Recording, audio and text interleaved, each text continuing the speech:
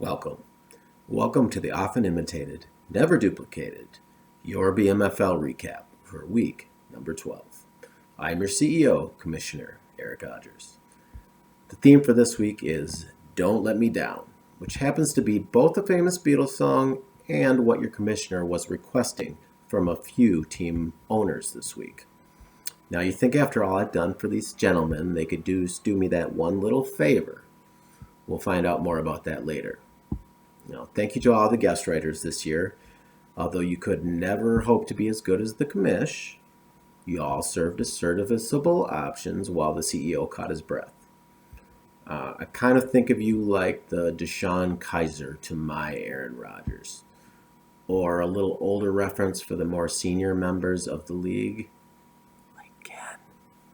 like the Sam Vacante to my Y.A. Tittle. Now, it is the second to the last week of the regular season, and there is still a lot to be determined, so let's get right into the action. First game this week is Alpha Daddy versus Ben Tired of Losing. Why save the best for last when you can talk about it right away? Ben Tired of Losing had a very promising start to the year, as you all know.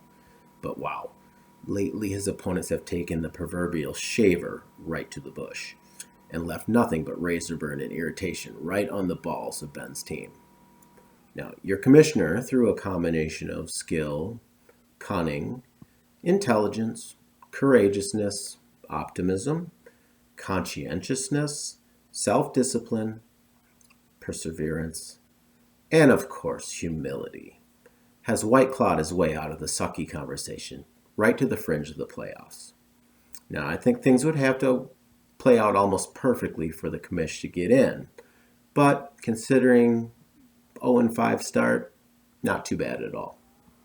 Now, both teams are 5-7 at this point, but I think we know which one is heading in the right direction. Game number 2, getting nickels and dimed versus Sherlock Mahomes.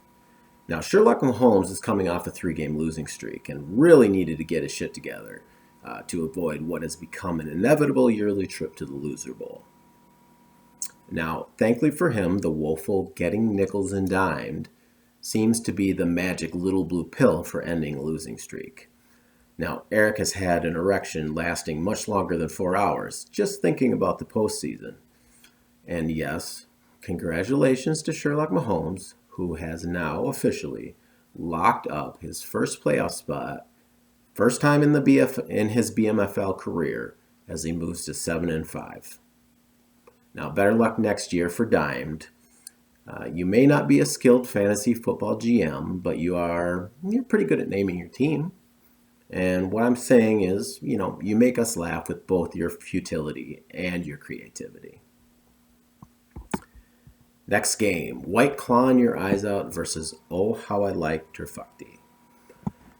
Now, I mentioned earlier that a couple of people let me down this week.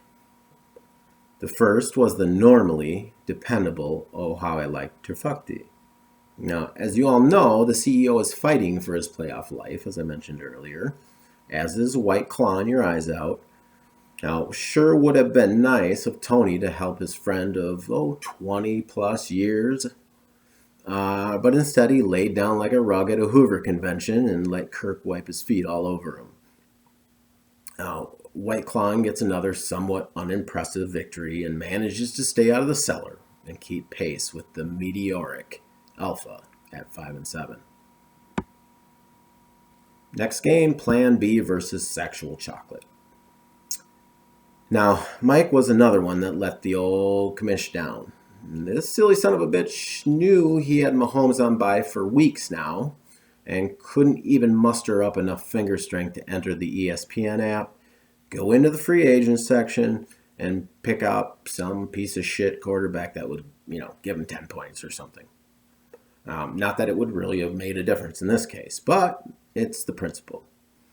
Now, the only thing I can think of is that he knew he had no chance to win anyway, and it takes a big man to admit defeat. But it takes a bigger man to crawl back from an 0-5 start to the brink of the playoffs. Now, some guys have it, some guys don't. Mike. Plan B looks like he has earned himself a spot in the BMFL playoffs. Congrats, bud.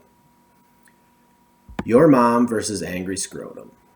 Now, I shouldn't even be surprised by this next betrayal because Ken tried to screw me at every opportunity. And I'm not talking about the sneaking outside my house and when I'm sleeping and trying to get in and chloroform me and that kind of screwing either. This grade A asshole brings his A-plus game whenever he plays me, but when I need him to take someone out for the sake of my playoff life, oh no, that's a little too much to ask. Well, fuck you. Credit to your mom who brought it hard and fast when it mattered most. Ken falls to 9-3, but has more or less locked up the number 1 seed. Yay. Will moves to 7-5, and if my math is correct, has secured a playoff spot as well. The final game of the week, Double Doinkers versus the real Slim Shady.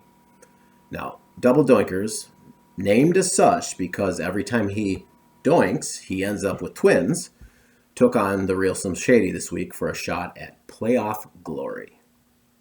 Now, Shady's been flirting with the playoffs for years now, but like the high school version of Jason, flirting with the farm girls, he just could never close the deal. Would this be the year to get to the proverbial first base? Well, not so much. Doinkers delivers a double shot to Jason's chin, and it looks like he is the one that is playoff bound. Congrats. I can't do it. All right, boys. Last week, bring your best and let the chips fall where they may. Now, excuse me, I have to go flip my meat. I'm not kidding. I have a pork loin in the oven.